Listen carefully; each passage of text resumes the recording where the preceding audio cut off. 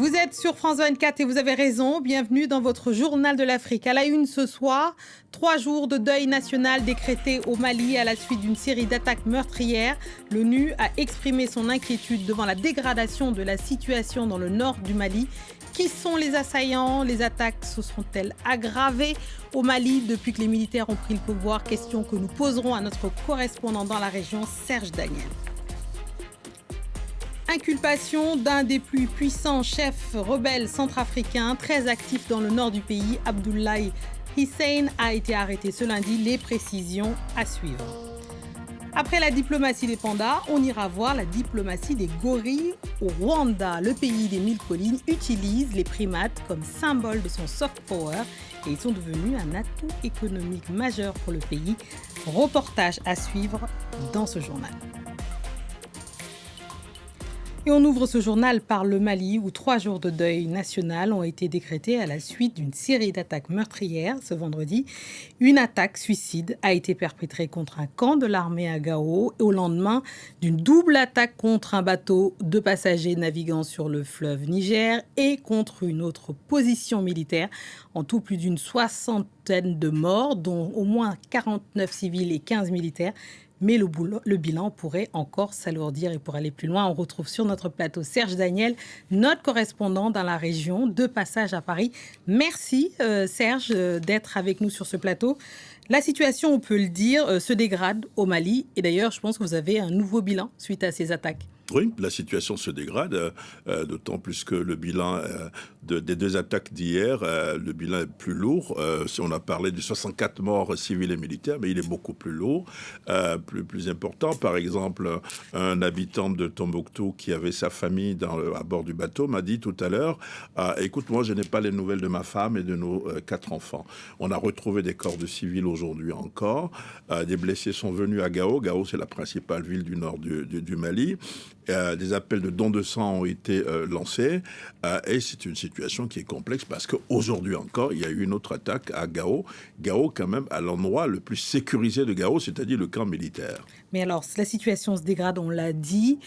Comment on explique ça, justement? Je pense qu'il faut être réaliste. Il faut voir un peu le Mali. Vous avez 80%, 85% de la superficie totale d'un pays qui se trouve dans le nord, mais habité seulement par 15% de la population. C'est vaste. On ne peut plus d'1 million de kilomètres carrés. Oui, ce n'est pas possible de régler les problèmes aussi facilement. Mais l'autre chose, c'est que le gouvernement, les militaires au pouvoir, ont décidé de travailler avec Wagner. Au départ, ils ont dit que ce n'était pas Wagner, c'était les Russes. Mais Wagner n'a pas réglé le problème du Mali, permettez-moi de le dire. Je disais tout à l'heure que c'est un peu la poudre de perlimpinpin. Oui. Parce que les problèmes sont des problèmes profonds, transversaux. Il faut des solutions transversales. Vous ne pouvez pas régler le problème du Mali sans régler le problème du Burkina, sans régler le problème du Niger. Donc, évidemment, je pense qu'il faut impliquer peut-être davantage les hommes politiques dans le processus de réconciliation sur le territoire malien, ce qui ne se fait pas assez de mon point de vue. Alors, parlons des assaillants, peut-être. Donc, eux, les djihadistes, c'est le groupe de soutien à l'islam et aux musulmans. Qui est ce groupe, d'ailleurs, et qui soumet à un blocus terrible à la ville de Tombouctou? C'est ça, c'est Yadar Ali. Yadar Ali, c'est un chef djihadiste malien qui est originaire de la région de Kidal. C'est lui qui est le patron du groupe. Mais il n'est pas le seul. Vous avez un deuxième groupe qui s'appelle l'État islamique au Grand Sahara. Et l'impression qu'on a aujourd'hui, selon les spécialistes, c'est qu'ils veulent signer une espèce de gentleman agreement pour faire face à l'État. Ils sont puissants sur le terrain, quoi qu'on dise. Si vous prenez une localité comme Ménaka, dans la ville de Ménaka, vous avez l'armée malienne, vous avez le MSA de M. Achara Touman, c'est un groupe armé, mais on ne peut pas, à 50 km à la ronde, contrôler. Vous avez aujourd'hui quand même un blocus dans une grande partie du nord, Tombouctou, par exemple, mais également désormais vers l'est, c'est-à-dire dans la région de Gao, ça devient intenable. Donc, vous avez ces groupes islamiques, mais vous avez aussi des groupes armés qui sont impliqués dans le processus de paix. Est-ce qu'il y a des alliances, justement? Justement, c'est la question qu'il faut se poser. On n'a pas la preuve pour le moment. En 2012, il y a eu des alliances comme ça, entre groupes indépendantistes et djihadistes. Là, ils sont quand même sur le même terrain face à l'armée malienne. Est-ce qu'à un moment, ces groupes ne seraient pas tentés de dire « l'union fait la force, écoutez, travaillons ensemble pour nous lutter contre l'armée malienne ». Ça, on ne le sait pas encore. Mais le gouvernement malien n'a pas fait, par exemple, état du fait que ces groupes soient, par exemple, ensemble, pour le moment. D'accord, donc pour l'instant, on ne sait pas. Ce qu'on peut... et la MINUSMA dans tout ça, Serge? La MINUSMA aujourd'hui a deux mandats. C'est de retirer ses troupes et de fermer la boutique le 31 décembre. Ouais, la force des Nations Unies. Oui, la force des Nations Unies ne peut plus intervenir sur le terrain. Elle a fait un communiqué aujourd'hui.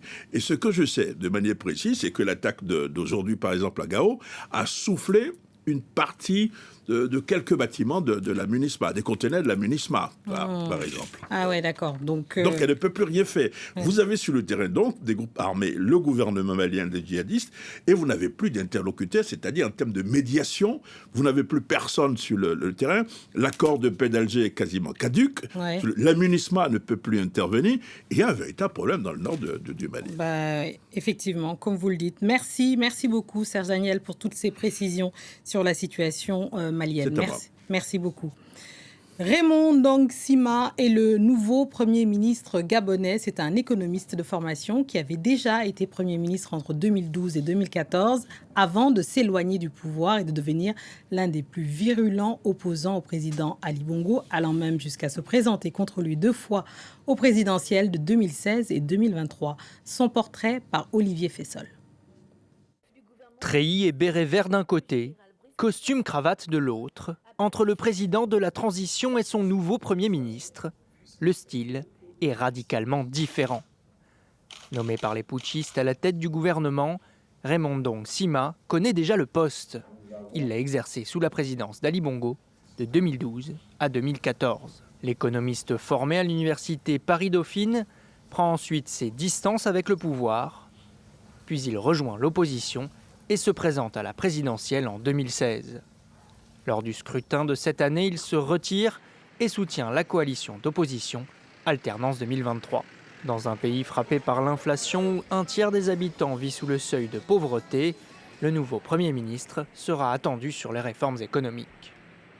Tout le peuple gabonais salue le coup d'État qu'il y a eu et maintenant espère du général Oigui et son nouveau gouvernement de pouvoir donc relancer le pays, relancer l'appareil économique. Moi j'ai 8 enfants, 12 petits-fils. Je vais vivre comment? La baisse des prix.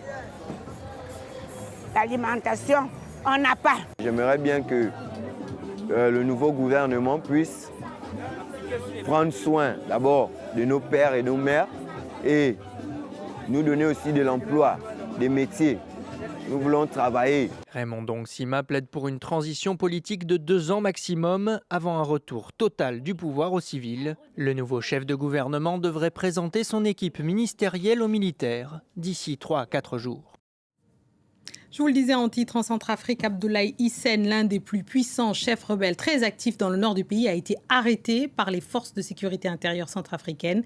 Le leader du Front populaire pour la renaissance de la Centrafrique, FPRC, s'est pourtant rallié en 2019 avec le gouvernement en prenant part au processus du désarmement. Les précisions avec Rolf Steve Domialeux et Mélino Bandio.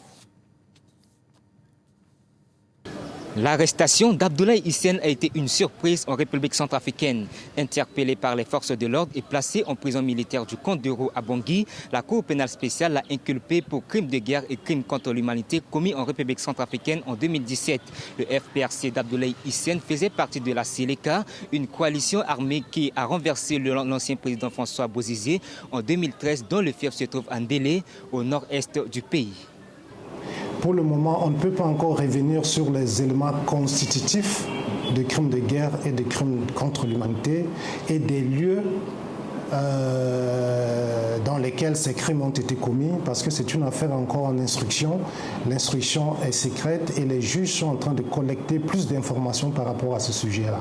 C'est pour cela qu'on reste dans la globalité, c'est-à-dire les crimes pour lesquels il est soupçonné sont des crimes de guerre et des crimes contre l'humanité.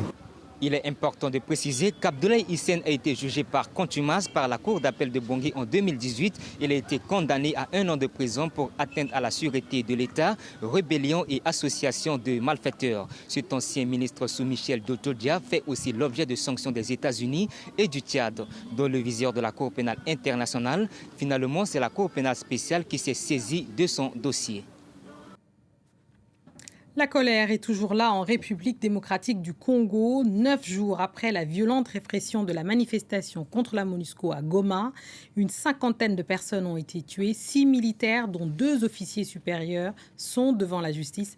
Un contexte particulièrement propice à la désinformation, à l'image d'un audio du président français généré par l'intelligence artificielle devenu viral sur WhatsApp. En réalité, Emmanuel Macron n'a jamais tenu ses propos, ni sur France 24, comme essaye de le faire croire le logo apposé sur la vidéo, ni ailleurs. Cette voix a été générée par une intelligence artificielle. Soyez prudents. Direction le Rwanda où chaque mois de septembre, le pays célèbre la naissance de ces nouveaux bébés gorilles dans les montagnes. Des dizaines de milliers de touristes viennent admirer annuellement ces grands singes au nord du pays. En voie de disparition dans les années 80, les primates sont devenus un atout économique majeur pour Kigali, mais aussi un symbole du soft power du pays des 1000 collines. Cette année, une vingtaine de célébrités étaient invitées par le Rwanda pour donner un nom aux bébés gorilles, mais surtout pour faire la promotion d'un pays régulièrement critiqué par ailleurs par les ONG et les Nations Unies. Reportage de Clément Di-Romain. Ce sont les trésors du Rwanda. 23 bébés gorilles des montagnes sont nés dans le parc des volcans depuis septembre dernier. Au pied du massif des Virunga, le pays leur dédie une cérémonie chaque année. Stars de cinéma, chefs d'entreprise et diplomates sont venus du monde entier. Ces personnalités proches de Kigali ont le privilège de donner un nom aux nouveau-nés. Vos amis au Royaume-Uni veulent saluer le gouvernement rwandais pour toutes les choses brillantes mises en place dans ce beau pays. Ce ministre anglais est venu vanter les qualités de la petite nation vers laquelle Londres voulait envoyer des milliers de demandeurs d'asile.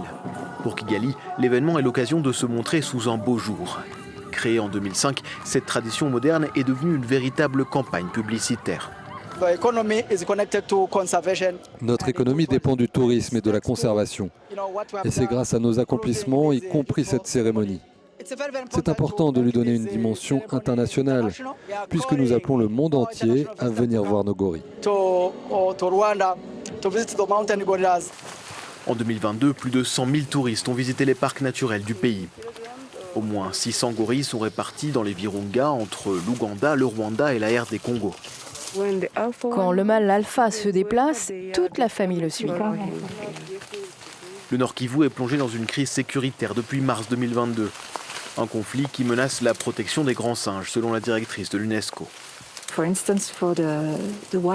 Pour les animaux, il n'y a pas de frontières. L'insécurité est une difficulté en plus pour leur sauvegarde. Donc tous les efforts doivent être mis en œuvre pour améliorer la situation.